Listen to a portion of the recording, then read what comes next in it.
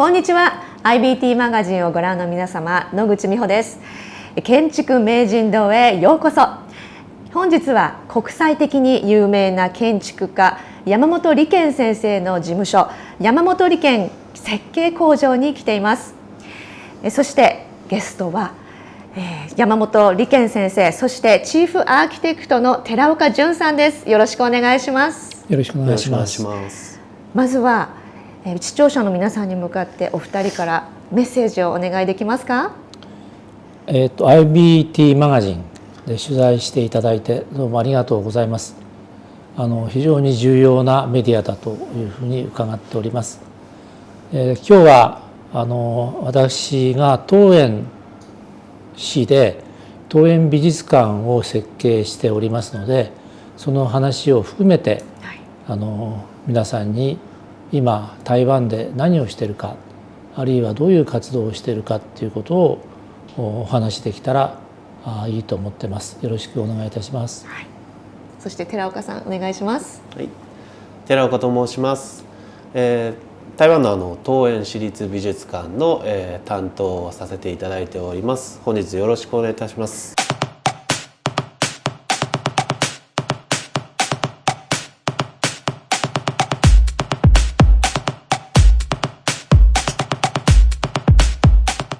さて、まず山本先生は建築業界で50年以上ご活躍されて、数多くの代表作を手掛けてこられました。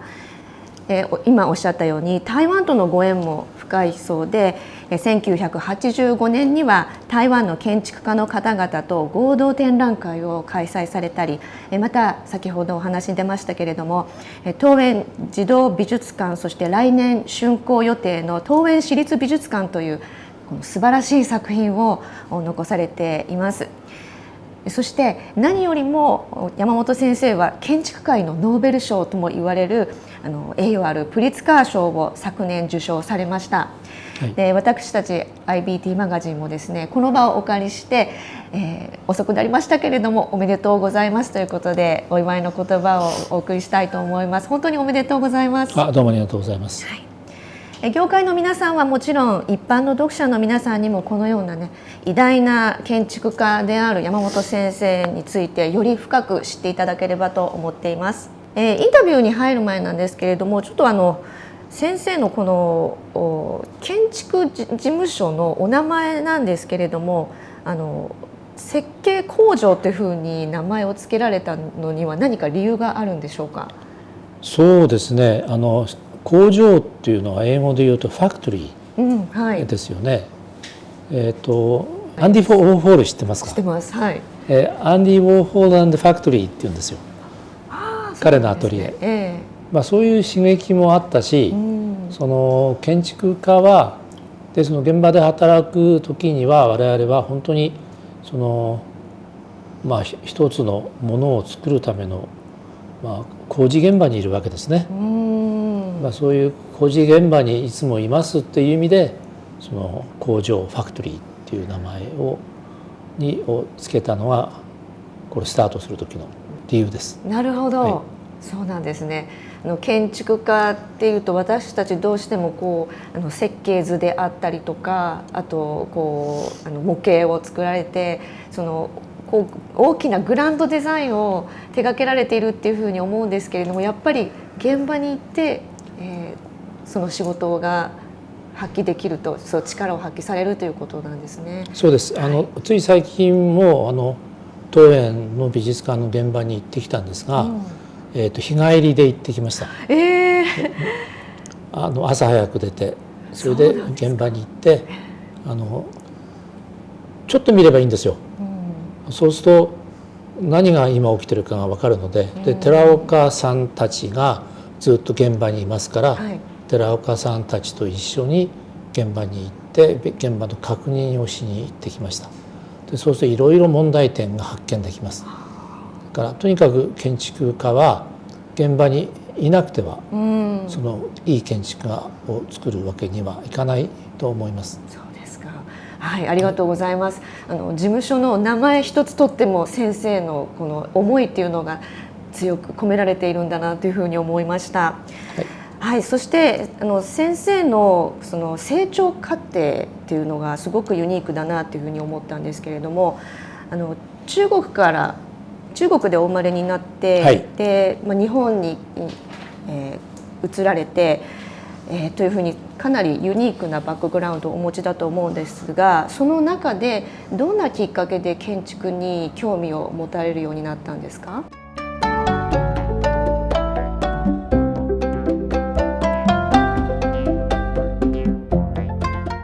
建築に興味を持つようになったのは、高校生の頃でしょうか。はい、高校の2年生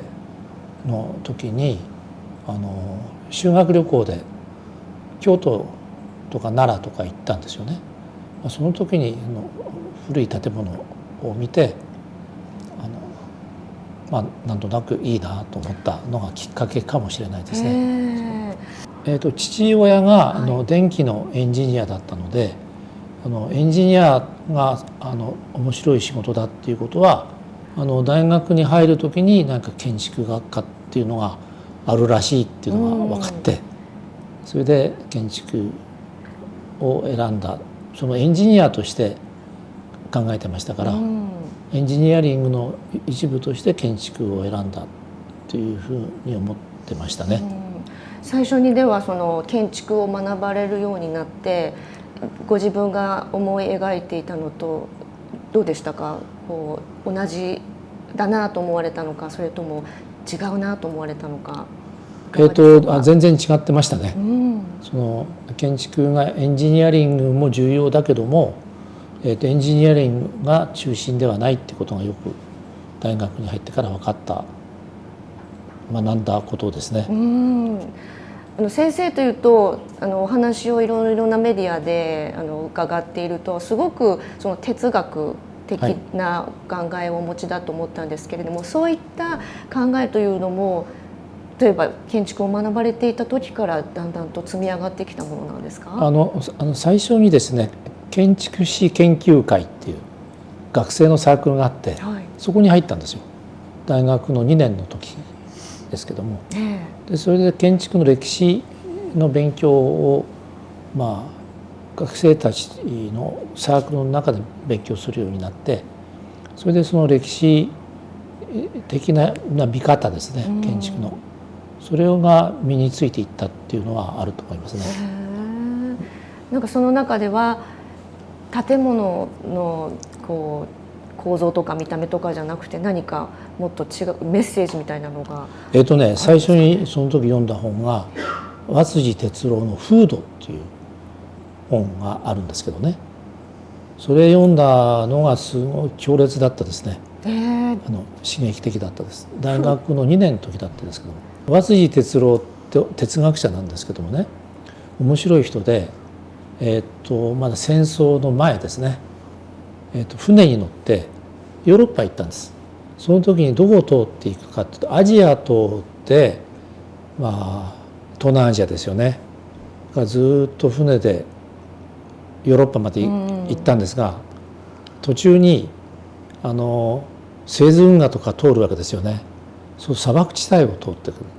最初にモンスーン地帯を通って砂漠地帯を通って、それからヨーロッパの地中海に入っていった時にその和哲郎は驚いたんです。地中海の風景は要するに緑だって牧場のようだと思ったんですよ。でその経験で「風土」っていう本を書いた。それで人間生活はその風土に規定されてすごく影響されて人間の文化は作られていったっていう本を書いたんです。たったそれだけ旅行したなのに世界を書いちゃったんです。すごいでしょ。すごいですね。確かにでも環境、特に気候とか地形とかでそれによって私たちの生き方って決まってくるのって分かる気がしますけれども。それで和哲郎のすごいのは、人間の性格からその文化とか全てその風土によって決まっていくんだっていうふうに考えたんですよ。すごいでしょ。人間の性格みんな風土で決まっちゃうっていう。それは学生の時に先生も気づかれたんですね。その本を読んでこんなことやっていいんだろうかと思った。そんな乱暴だたかだか日本から船乗って行っただけなのに、人間は全て風土によって影響されていて、モンスーン的な人間、砂漠的な人間、それから牧場的な人間というふうに3つに切り分けちゃったんですよ。めちゃくちゃでしょ。そうでもね、すごい説得力あった。先生はそれをこう実際に確かめたいとか証明したいとかっていうふうに思われたんですか？思ったよりも、こんなことやっていいんだと思ったそれでその後のそういうことやってきた。かなり乱暴に切り分けちゃうのが山本の大体理論なんですけどね。和辻哲郎の非常に大きな影響を受けてますね。そうなんですね。ありがとうございます。そんな先生なんですけれども、今まで数々の実績を残していらっしゃいましたけれども、この50年という長い年月の活動の中で、このデザインのスタイルや手法っていうのはどのように進化してきたと思われますか？例えば若い頃に設計したものと今との違いとか、同じものがやっぱり変わってないものとか、何かあったら教えてください。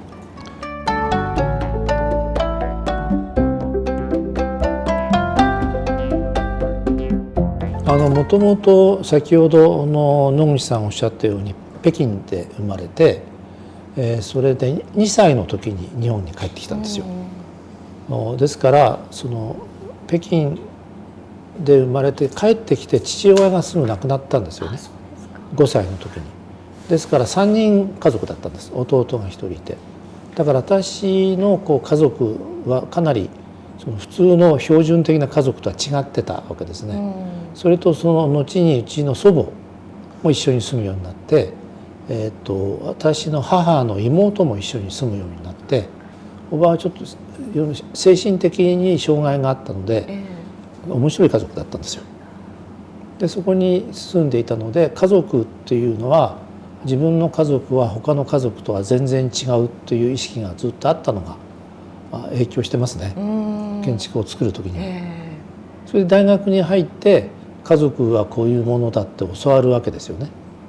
住宅の設計を最初にするんです。建築学科に入ると。そうすると家族ってこういうものだっていうのを教わるんですよ。大体夫婦、お父さんお母さんと子供2人、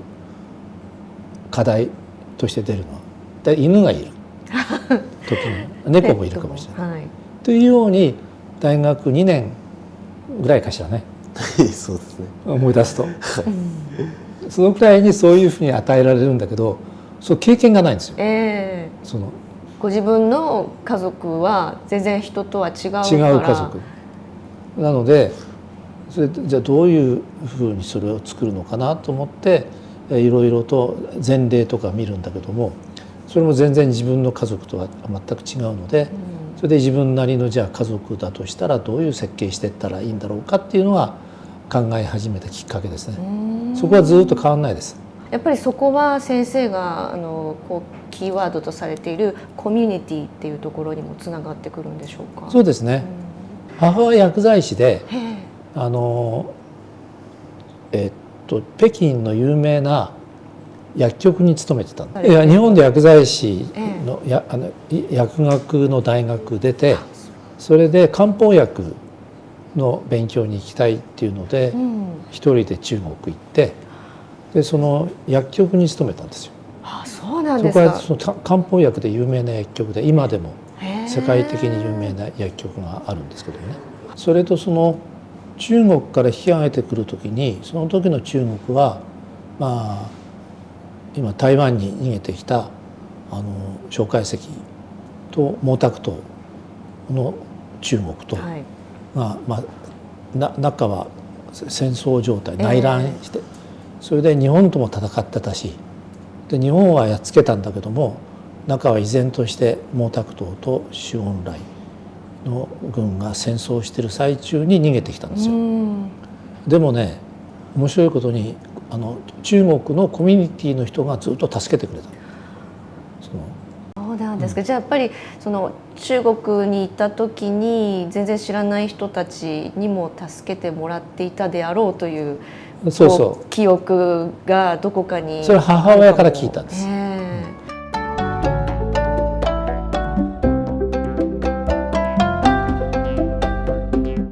この50年にわたるご活動の中で特にご自分で満足をされている作品であったり、あとスタイルや手法を最も自分のアイデアが体現されているなっていうような先生にとっての、気に入ってらっしゃる作品っていうのはありますか？コンペ作品とかでも全然大丈夫なんですけれども。一番記憶にあるのは一番最初に作ったその山川山荘という建築で、ちっちゃい建築ですけども、それがかなり満足してできた最初の建築ですね。それはどういった点で満足されてるんですか？すごくちっちゃい山小屋なんですけどね、そのいろんな自分で考えてきた建築の理論と実際にそれが作ることができたと自分で考える最初の作品ですね。でそれからもたくさんの作品を数多く世に出されてますけれども、とりわけ集合住宅に注力をされていまして、で先ほども出ましたコミュニティというキーワードに、現れる概念を独自にお持ちだというふうに伺っています。先生の目から見てコミュニティが持つ意味についてお話ししていただけませんか？コミュニティっていうかみんな一緒に住むのは当たり前で、それをハンナ・アレントっていうその哲学者は、住むっていうのはリビング・トゥギャザーって言って、家族が住むことを住むって言ってるわけじゃないんですよ。みんなで一緒に住むことを住むって言ってるんですよね。でもその今の世界中の住み方は家族に切り分けられちゃってるんですよね。だからもともと私たちが住んでた住み方と近代社会で我々が住んでる住み方はすごい断絶があるんです。でみんな家族単位でしか住まなくなっちゃったのが戦後、日本だと戦争に負けた1945年以降、台湾も同じです。でそれまで台湾の人たちが住んでた住み方と戦争第二次世界大戦が終わった後台湾での住み方とは全く違う住み方になってるんですよね。でそれがその大きな断絶があります。でコミュニティっていうのはコミュニティの中に住むのが当たり前だったんですよね。でそれはコミュニティが特別なものであるかのようになっていったのが台湾でも日本でも第二次世界大戦後の住み方ですね。それまでは当たり前の風景だったものが今ではコミュニティという言葉で何かプロジェクトを立ち上げたりとかしないと、昔のようなワイワイ誰かが外に行ったら誰かがいるとか、話し相手がいるっていうようなのが難しくなってしまったんですね。本来コミュニティの中でしか建築は作れないのに、近代社会コミュニティがなくても建築が作れるようになってきたんです。だからコミュニティを必要としてないんです今。先生は昨今のそういった高層マンションであったりとか近代建築の在り方について疑問を呈するようなコメントを拝見しましたけれども、そういったところでもやっぱりそのコミュニティの欠落っていうのが大きな問題点なんでしょうか？そう欠落と同時破壊ですね。高層マンション一つできると周辺のコミュニティは確実に壊れます。で日本ではそういうのはたくさんできてる。東京湾岸は特にひどくて超高層のマンションだらけになって、でそれを建築家が作ってるんですよ。手助けしてるっていうのが今の日本の状況だし、台湾も同じです。高層のマンションがいっぱいできていて、私が最初に台湾で作ったのは、シリン開発っていう会社が作った天門、ティエンモっていうでそこで、作ったティエンモの、スカイスクレーパーではありませんけれども、要するにマンションを作ったんです。でそれが最初ですね、その台湾での仕事で。でそれはできるだけその外に開くように したんですね。それとそれがちょっと高いので、できるだけ周りに迷惑にならないようなデザインを心がけたのがそのティエンモーのプロジェクトで、その住む人たちが、そこでできれば商売もできるような住み方がっていうんで提案して、それは実現してます。でそれが最初のプロジェクトで、それで次が桃園の美術館、はい、でこれはコンペティションで選ばれた美術館です。で世界中のインターナショナルのコンペティションで選ばれて、私のところと JSA という台湾のローカル事務所 C なんだっけな C さん、C さんですねっていうその中国の台湾の建築家が私に声をかけてくれて出しませんかというので一緒に出した提案です。アイデアは全部山本事務所で、図面も全て山本事務所、模型も山本事務所で作って台湾でそれをプレゼンテーションしたのは私自身がプレゼンテーションして買ったコンペですね。そうなんですね。今のお話に出ましたけれども、この桃園市立美術館、はい、チーフアーキテクトの寺岡淳さんが今、メインとなって進めていらっしゃるそうですけれども、いかがですか、はい、この山本先生のこのフィロソフィーが詰まった建物になるんでしょうか。いや、そうだと思いますね。はい、コンペ自体は、もう7年前になるんですけれども、そこで、一等賞を取って、で建物が2棟あるんですけれども、大きい方と小さい方は、子ども用美術館で、大きい方が本館の美術館になるんですけれども、小さい方は、もうすでにできてるんですね。去年の4月に完成をして、今、やろうとしているのはその大きい方の、建物の方を、作っていますと。でそれが、2年後、完成予定としては、そのぐらいになるので、もうそうすると足掛け9年になりますと。なので長いですね。山本さんの建築の中でも、相当この長い時間をかけて、それだけのそのエネルギーを、注ぎ込んで作っていく建築になるので、相当気合が入っているものにはなるかなというふうに思っています。